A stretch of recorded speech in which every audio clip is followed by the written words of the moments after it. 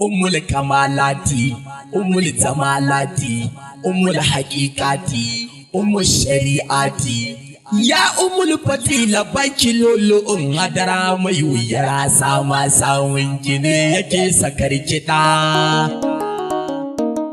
Lamarin umma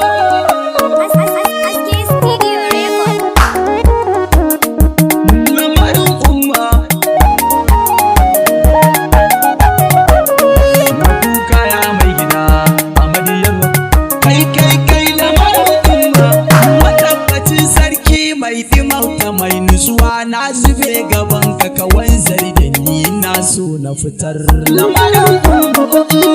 da umma ta ce in yi babu wasa zan yi shi ya ilahi dan yi taka gara wurin motar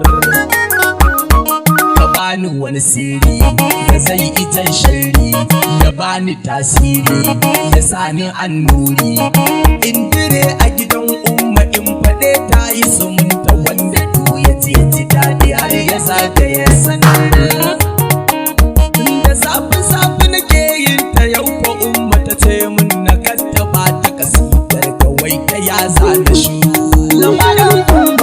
shiru kanan tsoro ne amma ga masu idodi yakan zama wa wani walidi a ɓarin nasu ina a wani aiki na riski wani aiki kai na gatan aiki cikin sifar mulki wai abin da nake so na ce kice in ce in na ce kice kika ce abu da koko zahiru maza gaban umma na ce a ce mata ne wanda ke ja dan Allah zo ka same ni gida lamarin umma biya kaunar ta ce ta mun sutura umma ita ta bar sunan zurbi shashe zaki a gida ummul kamalati, ummul zamalati, ummul haqiqati, ummul shari'ati. Ya ummul fatila baki lolo'un hadara mai wuyar sama sawun gine yake sakar kiɗa.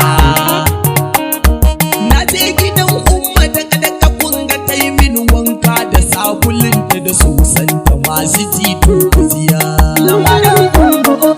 Ya saka ni a ɗakinta ta gwada mini ‘ya'yanta umma ba ta bar ni ba har ta kai ni rauda na tsaya. A nan na ɗibauta, a nan na gigita, a nan na susuta, a nan na haukanta, a nan na hankalta kwayafin da umma ta ɓoye ina shirin iyo zuciya ta ce mini ka tsaya. Wai ta ya ba wasa ya gane Fatima kai gafara na karya da ilimin da ke bukatar ya sano yaro ka ce makaranta amma fa ba ka sanin Fatima ina shaida ma a radi komai ka sano a daina gararan ba za a gano ba akwai batu ba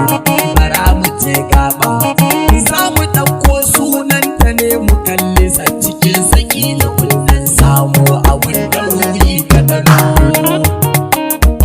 a zahiri ba wai baɗini ba na rantse faɗi ba ba ta zamo a daban cikin ma'aiki a sufa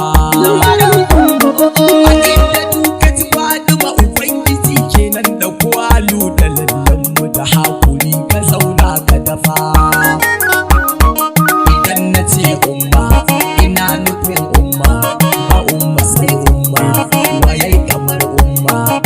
an yi tangon kowa a nan wurin bai san ko bihin ba a cikin kikilan dafa ba tula kirfa lamarin umma